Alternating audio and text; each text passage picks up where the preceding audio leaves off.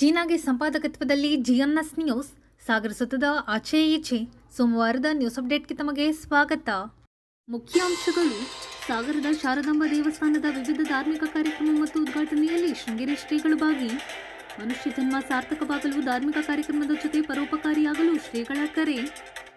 ಸಾಗರದ ಶ್ರೀ ಮಾರಿಕಾಂಬಾ ದೇವಸ್ಥಾನಕ್ಕೆ ಶೃಂಗೇರಿ ಶಾರದಾ ಪೀಠದ ಶ್ರೀ ವಿಧುಶೇಖರ ಭಾರತಿ ಸ್ವಾಮಿಗಳು ಭೇಟಿ. ವಿ. ಶಂಕರ್ ಬರೆದ ಸಾಗರದ ಚಾರುಡಿ ಕೊಂಕಣಿ ಆಚಾರ ಸಮಾಜದ ಜನಪ್ರತಿನಿಧಿಗಳು ಪುಸ್ತಕ ಬಿಡುಗಡೆ. ಈಗ ಸುದ್ದಿಯ ವಿವರ. ಧಾರ್ಮಿಕ ಆಚರಣೆ ಮೂಲಕ ಜೀವನ ಸಾರ್ಥಕ ಮಾಡಿಕೊಳ್ಳಬೇಕು. ಧಾರ್ಮಿಕ ಆಚರಣೆ ಮತ್ತು ಪರೋಪಕಾರ ಮನುಷ್ಯನ ಜನ್ಮವನ್ನು ಸಾರ್ಥಕಗೊಳಿಸುತ್ತದೆ ಎಂದು ಶೃಂಗೇರಿ ಶಾರದಾ ಪೀಠದ ಶ್ರೀ ವಿಧುಶೇಖರ ಭಾರತಿ ಸ್ವಾಮಿಗಳು ತಿಳಿಸಿದರು. ಸಾಗರದ ಶಾರದಾಂಬಾ ದೇವಸ್ಥಾನದಲ್ಲಿ ಸೋಮವಾರ ಪುನರಷ್ಟಬಂಧ, ಕುಂಭಾಭಿಷೇಕ, ಸಹಸ್ರ ಮೋದಕ ಗಣಹವನ, ತತ್ವ ಕಲಾಭಿವೃದ್ಧಿ ಹೋಮ ಪೂರ್ಣಾಹುತಿಯಲ್ಲಿ ಪಾಲ್ಗೊಂಡು ದೇವಸ್ಥಾನದ ಪ್ರಸಾದ ಕೊಠಡಿ, ಅರ್ಚಕರ ನಿವಾಸ, ಆಡಳಿತ ಕಚೇರಿ ಹಾಗೂ ಶಾರದಾಂಬಾ ವಾಣಿಜ್ಯ ಸಂಕೀರ್ಣವನ್ನು ಲೋಕಾರ್ಪಣೆಗೊಳಿಸಿ ಶ್ರೀಗಳು ಆಶೀರ್ವಚನ ನೀಡುತ್ತಿದ್ದರು. ಏನೋ ಒಂದು ಭಗವಂತನ ಆರಾಧನೆ ಮಾಡಿ. ಈಗ ಭಗವದ್ ಆರಾಧನೆ ಮಾಡಿ ಅಂತ ಹೇಳಿದ ತಕ್ಷಣ ನಮಗೆ ಬರುವಂತಹ ಪ್ರಶ್ನೆ ಏನು? ಭಗವಂತ ಅಂತಂದರೆ ಯಾರು? ಆ ಭಗವಂತನ ಶಕ್ತಿ ಏನು? ಭಗವಂತನ ಸ್ವಭಾವ ಏನು? ಭಗವಂತನ ಆರಾಧನೆ ನಾವು ಹೇಗೆ ಮಾಡಬೇಕು? ಭಗವಂತ ಭಕ್ತರಿಗೆ ಹೇಗೆ ಅನುಗ್ರಹ ಮಾಡ್ತಾನೆ? ಭಗವಂತನ ಸ್ವರೂಪ ಎಂಥದ್ದು? ಇದೆಲ್ಲ ಪ್ರಶ್ನೆಗಳು ನಮಗೆ ಬರುತ್ತೆ. ಅದನ್ನೆಲ್ಲ ವಿಸ್ತಾರವಾಗಿ ನಮಗೆ ತಿಳಿಸಲಿಕ್ಕಾಗಿಯೇ ಶಾಸ್ತ್ರಗಳು, ಪುರಾಣಗಳು, ಇತಿಹಾಸಗಳು ಇದೆಲ್ಲ ಎಲ್ಲ ಶಾಸ್ತ್ರಗಳಲ್ಲಿ, ಆಗಮಗಳಲ್ಲಿ, ಪುರಾಣ, ಇತಿಹಾಸ ಇತ್ಯಾದಿಗಳಲ್ಲಿ ಹೇಳುವುದೇನು? ಆ ಭಗವಂತನ ಸ್ವರೂಪ ಏನು? ಆ ಭಗವಂತನ ಭಕ್ತರ ಚರಿತ್ರೆಗಳು, ಯಾರ್ಯಾರು ಹೇಗೆ ಆರಾಧನೆ ಮಾಡಿ ಭಗವದ್ ಅನುಗ್ರಹಕ್ಕೆ ಪಾತ್ರರಾಗಿದ್ದಾರೆ, ಭಗವಂತನ ಆರಾಧನೆ ವಿಧಾನ ಯಾವ ಥರ ಇದೆ, ಒಂದು ಹೋಮವನ್ನು ಮಾಡುವುದು, ದೇವರ ಮೂರ್ತಿಯನ್ನು ಪ್ರತಿಷ್ಠಾಪನೆ ಮಾಡುವುದು, ಒಂದು ದೇವಸ್ಥಾನವನ್ನು ಮಾಡಿಸಿ ಮೂರ್ತಿ ಪ್ರತಿಷ್ಠಾಪನೆ ಮಾಡುವುದು ಇತ್ಯಾದಿ ಅನೇಕ ವಿಧವಾಗಿ ಭಗವಂತನ ಆರಾಧನೆ ಇದೆ. ಇದೆಲ್ಲದರ ಬಗ್ಗೆ ಹೇಳಲಿಕ್ಕೆ ಶಾಸ್ತ್ರಗಳು ಇದೆಲ್ಲವೂ ಬರುತ್ತೆ. ಉಪಕಾರ ಅಂದರೆ ಅದು ಹೇಗೆ ಮಾಡಬೇಕು? ಅದಕ್ಕೆ ಅನೇಕ ಜನರ ಮಹಾಪುರುಷರ ಚರಿತ್ರೆಗಳು ನಮಗೆ ಪುರಾಣಾದಿಗಳಲ್ಲಿವೆ. ಅವರೆಲ್ಲ ಧರ್ಮಿಷ್ಠರಾಗಿ ಇನ್ನೊಬ್ಬರಿಗೆ ಉಪಕಾರವನ್ನು ಮಾಡಿ ಯಾವ ರೀತಿಯಾಗಿ ಜೀವನ ನಡೆಸಿದ್ರು ಅನ್ನೋದನ್ನು ನಮಗೆ ತಿಳಿಸಲಿಕ್ಕೆ ಈ ಪುರಾಣಗಳು ಇದೆಲ್ಲ ಬರ್ತದೆ.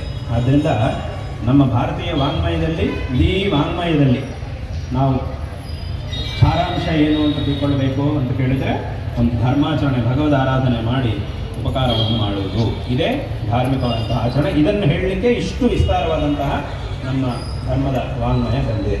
ಆದ್ದರಿಂದ ಈ ರೀತಿಯಾದಂತಹ ಧಾರ್ಮಿಕ ಆಚರಣೆಯನ್ನು ಮಾಡುವುದರ ಮೂಲಕ ಈ ಜೀವನವನ್ನು ಮನುಷ್ಯ ಸಾರ್ಥಕ ಮಾಡಿಕೊಳ್ಳಲಿಕ್ಕೆ ಸಾಧ್ಯವಾಗುತ್ತೆ. ಇಲ್ಲ ಅಂತಂದರೆ ಬರೀ ಜೀವನ ನಡೆಸಿದ್ದೀವಿ ಅಂತಂದರೆ ಅಲ್ಲಿ ಮುಗ್ದಾಯಿತು, ಇದು ಮುಗ್ದಾಯಿತು, ಮತ್ತೆ ಪುನಃ ಇನ್ನೊಂದು ಸಲ ಮತ್ತೆ ಸಾರ್ಥಕ ಯಾವಾಗ ಆಗುತ್ತೆ ಅಂತಂದರೆ ಇಂತಹ ಧಾರ್ಮಿಕವಾದಂತಹ ಆಚರಣೆಯನ್ನು ನಾವು ಮಾಡಿದಾಗ ಅದರಿಂದ ನಮ್ಮ ಜೀವನ ಸಾರ್ಥಕ ಆಗಿ ಕೊನೆಗೆ ನಾವು ಮತ್ತೆ ಪುನಃ ಜನ್ಮವನ್ನು ಎತ್ತಬೇಕಾದ ಅವಶ್ಯಕತೆ ಇರುವುದಿಲ್ಲ. ಕೆಲವೊಂದು ಜನ್ಮಗಳು ಎತ್ತಬೇಕಾಗಿ ಬರುತ್ತೆ. ಇದನ್ನು ಶುರು ಮಾಡಿದ ನಂತರ ಈ ಧಾರ್ಮಿಕ ಆಚರಣೆ ಶುರು ಮಾಡಿದ ಮೇಲೂ ಕೆಲವು ಜನ್ಮಗಳು ಬೇಕಾಗಿರುತ್ತೆ. ಆದರೆ ಅದಕ್ಕೆಲ್ಲೋ ಒಂದು ಕಡೆ ಒಂದು ವಿರಾಮ ಅನ್ನೋದು ಆಗುತ್ತೆ.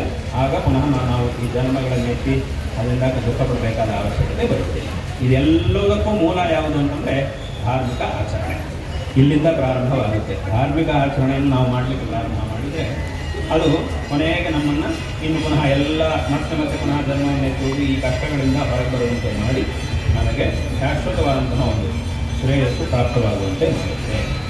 ಆದ್ದರಿಂದ ಇಲ್ಲಿ ಜೀವನವು ನಡೆಸುವುದು ಮಾತ್ರವಲ್ಲದೆ ಜೀವನವನ್ನು ಇದನ್ನು ಸಾರ್ಥಕ ಮಾಡಿಕೊಳ್ಬೇಕಂತ, ಜೀವನ ನಡೆಸಲಿಕ್ಕೆ ಬೇಕಾದ ಕೆಲಸಗಳನ್ನು ಮಾಡಲೇಬೇಕು ಮನುಷ್ಯ ಅಂತಂದ ಮೇಲೆ ಅವನು ಯಾವಾಗ ಓದನೆ ವಿದ್ಯಾಭ್ಯಾಸ ಮಾಡಬೇಕು, ಅಥವಾ ಏನೋ ಕೆಲಸಕ್ಕೆ ಹೋಗಬೇಕು, ಕಲಿತ್ಕೊಳ್ಬೇಕಂತ ತುಂಬ ಇದೆ. ವ್ಯಾವಹಾರಿಕ ಪ್ರಪಂಚದಲ್ಲಿ ಕೆಲಸಗಳನ್ನು ತುಂಬ ಮಾಡಬೇಕಾಗಿದೆ. ಅದೆಲ್ಲ ಉಂಟು, ಜವಾಬ್ದಾರಿಗಳಿವೆ. ಅದೆಲ್ಲ ಜವಾಬ್ದಾರಿಗಳೆಲ್ಲ ಇವನ ಮೇಲಿವೆ. ಅದನ್ನೆಲ್ಲ ಚೆನ್ನಾಗಿ ಮಾಡಬೇಕು ಅಂತಂದರೆ ಅದಕ್ಕೆ ಬೇಕಾದಂಥ ಒಂದಷ್ಟು ವ್ಯವಹಾರವನ್ನು ಮಾಡಲೇಬೇಕು. ಅದನ್ನು ಸಂಪೂರ್ಣವಾಗಿ ಬಿಡಲಿಕ್ಕಾಗೋದಿಲ್ಲ. ಆದರೆ ಅದರ ಜೊತೆಗೆ ಸಾಧ್ಯವಾದಷ್ಟು ಧಾರ್ಮಿಕವಾದಂತಹ ಆಚರಣೆ ಮನುಷ್ಯ ಇಟ್ಟುಕೊಂಡಿರಬೇಕು. ತದ್ವಾರ ಈ ಜೀವನವನ್ನು ಸಾರ್ಥಕ ಮಾಡಿಕೊಳ್ಳುವಂತಹ ವ್ಯವಸ್ಥೆಯನ್ನು ಮಾಡಿಕೊಳ್ಳಬೇಕು. ಜೀವನದಲ್ಲಿ ಕೆಲವೊಂದು ಕೆಲಸಗಳು ಜೀವನ ನಡೆಸಲಿಕ್ಕೆ ಒಂದಿಷ್ಟು ಸಮಯ ಆ ಕೆಲಸಗಳಿದೆ, ಒಂದಿಷ್ಟು ಸಮಯ ಈ ಕೆಲಸ. ಜೀವನವನ್ನು ಸಾರ್ಥಕ ಮಾಡಿಕೊಳ್ಳುವಂತಹ ಧಾರ್ಮಿಕವಾದ ಆಚರಣೆಗಳನ್ನು ಮಾಡುವುದಕ್ಕೆ ಈ ಜೀವನದಲ್ಲಿ ಒಂದಿಷ್ಟು ಸಮಯವನ್ನು ಅದಕ್ಕೆ ಇಟ್ಟುಕೊಳ್ಳಬೇಕು. ಈ ಧಾರ್ಮಿಕ ಆಚರಣೆಗಳು ಅಂತಂದರೆ ಏನು ಮಾಡಬೇಕು? ಧಾರ್ಮಿಕ ಆಚರಣೆ ಮಾಡಬೇಕು, ಸರಿ, ಏನು ಮಾಡಬೇಕು? ಧರ್ಮಾಚರಣೆ ಅಂತಂದರೆ ಏನು ಅಂತಂದರೆ ಅದಕ್ಕಾಗಿ ತುಂಬ ಧರ್ಮ ಅಂದರೆ ಏನು ಅಂತ ತಿಳ್ಕೊಳ್ಳಿಕ್ಕೆ ತುಂಬ ತಲೆ ಕೆಡಿಸ್ಕೊಳ್ಳೋ ಅವಶ್ಯಕತೆ ಇಲ್ಲ. ಅದರ ಬಗ್ಗೆ ಸಂಕ್ಷಿಪ್ತವಾಗಿ ನಾವು ತಿಳ್ಕೊಳ್ಬೇಕು ಅಂತಂದರೆ ಧರ್ಮಾಚರಣೆ ಮಾಡುವುದು ಅಂತಂದರೆ ಒಂದು ದೇವರ ಆರಾಧನೆ ಮಾಡುವುದು, ಇನ್ನೊಬ್ಬರಿಗೆ ಉಪಕಾರವನ್ನು ಮಾಡಬೇಕು, ಇದೇ ಧರ್ಮ ಅಂತ.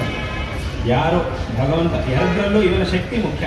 ಇವನ ಶಕ್ತಿಗೆ ತಕ್ಕಂತೆ ಭಗವದ್ ಆರಾಧನೆ ಮಾಡುವುದು ಅಥವಾ ಪರೋಪಕಾರ ಮಾಡುವುದು, ಈ ಎರಡನ್ನು ಮಾಡಿದರೆ ಅವನು ಧರ್ಮಿಷ್ಠ ಅಂತ. ಇನ್ನೇನೇನೋ ಮಾಡಬೇಕು ಅಂತಿಲ್ಲ.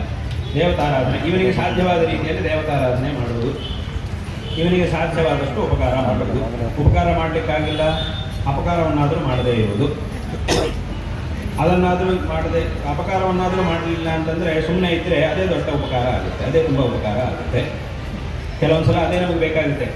ಯಾರಾದರೂ ಇದ್ದರೆ ನೀವು ಸುಮ್ಮನೆ ಇರಪ್ಪ ಸಾಕು, ನೀನು ಏನು ಮಾಡೋದು ಬೇಡ, ಸುಮ್ಮನೆ ಇದ್ಬಿಟ್ರೆ ಸಾಕು, ಅದೇ ನಮಗೆ ತುಂಬ ದೊಡ್ಡ ಉಪಕಾರ. ಕೆಲವೊಂದು ಸಲ ಹಾಗೂ ಇರುತ್ತೆ ಲೋಕದಲ್ಲಿ ಅದು.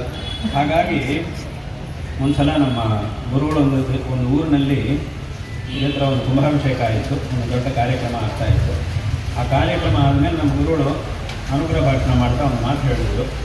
ಏನು ಅಂತಂದರೆ, ಅಲ್ಲಿ ಈ ಗ್ರಾಮಸ್ಥರೆಲ್ಲರೂ ಸಹ ಸಹಕಾರ ಮಾಡಿದ್ದಾರೆ, ಉಪಕಾರ ಮಾಡಿದ್ದಾರೆ, ಅವರೆಲ್ಲರಿಗೂ ನಾವು ಆಶೀರ್ವಾದ ಮಾಡ್ತಿದ್ದೀವಿ ಅಂತ ನಮ್ಮ ಗುರುಗಳು ಎಲ್ಲರಿಗೂ ಆಶೀರ್ವಾದ ಮಾಡಿದರು. ಆಮೇಲೆ ಅಲ್ಲಿ ಅದರ ನಿರ್ವಹಣೆ ಮಾಡುವವರು ಕೆಲವರು ಗುರುಗಳ ಹತ್ರ ಬಂದು ಮಾತಾಡ್ತಾ ಹೇಳಿದರು ಅಂತ. ಅವ್ರು ಹೇಳಿದರು, ಗ್ರಾಮಸ್ಥರೆಲ್ಲರೂ ಇದಕ್ಕೆ ಉಪಕಾರ ಮಾಡಿದ್ದಾರೆ ಅಂತ ಹೇಳಿದ್ದೀರಿ, ಆದರೆ ಎಲ್ಲರೂ ಉಪಕಾರ ಮಾಡಿಲ್ಲ, ಕೆಲವರು ಮಾತ್ರವೇ ಇದರಲ್ಲಿ ಭಾಗವಹಿಸಿದ್ದು, ಕೆಲಸಗಳೆಲ್ಲ ಮಾಡಿದ್ದು ಅಂತ ಅವರು ಹೇಳಿದರು. ಆಗ ನಮ್ಮ ಗುರುಗಳು ಹೇಳಿದರು ಅವರಿಗೆ, ಉಪಕಾರ ಮಾಡಿದ್ರು ಅಂತಂದರೆ ಅದರ ಅರ್ಥ ಎಲ್ಲರೂ ಬಂದು ಏನೋ ಒಂದು ಕೆಲಸ ಮಾಡಿದ್ರು ಅಂತ ಅರ್ಥ ಅಲ್ಲ. ಕೆಲವರು ಅಪಕಾರ ಮಾಡದೆ ಸುಮ್ಮನೆ ಇದ್ದಾರಲ್ವ, ಅದು ಸಹ ಒಂದು ದೊಡ್ಡ ಉಪಕಾರವೇ ಮಾಡಿದಾಗ ಆಯಿತು ನಿಮಗೆ. ಒಂದು ವೇಳೆ ಅವರೇನಾದರೂ ನಿಮಗೆ ತೊಂದರೆ ಮಾಡಿಬಿಟ್ಟಿದ್ರೆ ಇದು ನಡೆಸಲಿಕ್ಕೆ ಆಗ್ತಿರಲಿಲ್ಲ ನಿಮ್ಮ ಕೈಯಲ್ಲಿ. ಆದ್ದರಿಂದ ಕೆಲವರು ಸುಮ್ಮನೆ ಇದ್ದಾರೆ, ಕೆಲಸ ಮಾಡಿದವರು ಅವ್ರು ಹೇಗಾದರೂ ಉಪಕಾರ ಮಾಡಿದ ಹಾಗೇನೆ, ಅದರೊಳಗೆ ಸಂದೇಹ ಇಲ್ಲ. ಕೆಲವರು ಸುಮ್ಮನೆ ಇದ್ದು ಉಪಕಾರ ಮಾಡಿದ್ದಾರೆ. ಆದ್ದರಿಂದ ಎಲ್ಲೋ ಒಂದು ಕಡೆ ಶ್ರೀ ಶಾರದಾಂಬ ದೇವಸ್ಥಾನದ ಅಧ್ಯಕ್ಷ ಕೆ.ವಿ. ಜಯರಾಮ್ ಕಾರ್ಯಕ್ರಮದ ಅಧ್ಯಕ್ಷತೆ ವಹಿಸಿದ್ದರು. ಈ ಸಂದರ್ಭದಲ್ಲಿ V. Mahesh, Usha Gurumurthy, Sudha Uday, V. Shankar, V. Chandrashekar, Raghavendra V, Harish K, Chandrashekar G, Krishnamurthy Vamanachar ಇನ್ನಿತರರು ಹಾಜರಿದ್ದರು.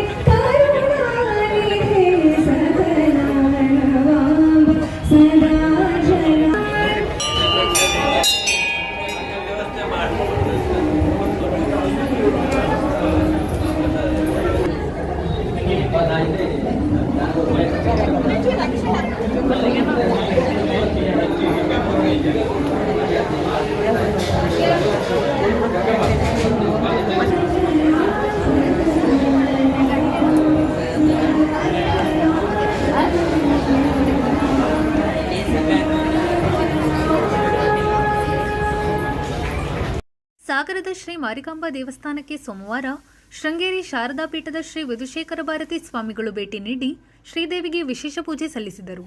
ಈ ಸಂದರ್ಭದಲ್ಲಿ ಅಶ್ವಿನಿ ಕುಮಾರ್, ಕೆಎನ್ ನಾಗೇಂದ್ರ, ಗಿರಿಧರ್ ರಾವ್, ಸುಂದರ್ ಸಿಂಗ್, ತಾರಾಮೂರ್ತಿ, ಲೋಕೇಶ್ ಕುಮಾರ್, ರವಿ ಪೋತರಾಜ ಇನ್ನಿತರರು ಹಾಜರಿದ್ದರು.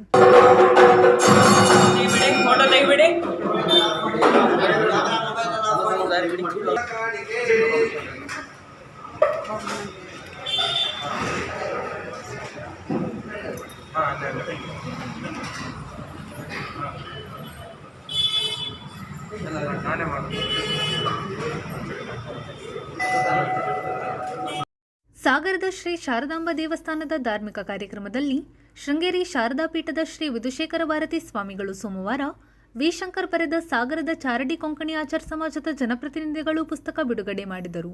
ಈ ಸಂದರ್ಭದಲ್ಲಿ ಕೃತಿಕಾರ ವಿ. ಶಂಕರ್ ಹಾಜರಿದ್ದರು. ಇದು ಸೋಮವಾರದ ಸಮಗ್ರ ಸುದ್ದಿ. ನಿರಂತರ ಸುದ್ದಿಗಾಗಿ ನೋಡ್ತಾ ಇರಿ GNS ನ್ಯೂಸ್. ನಮಸ್ಕಾರ.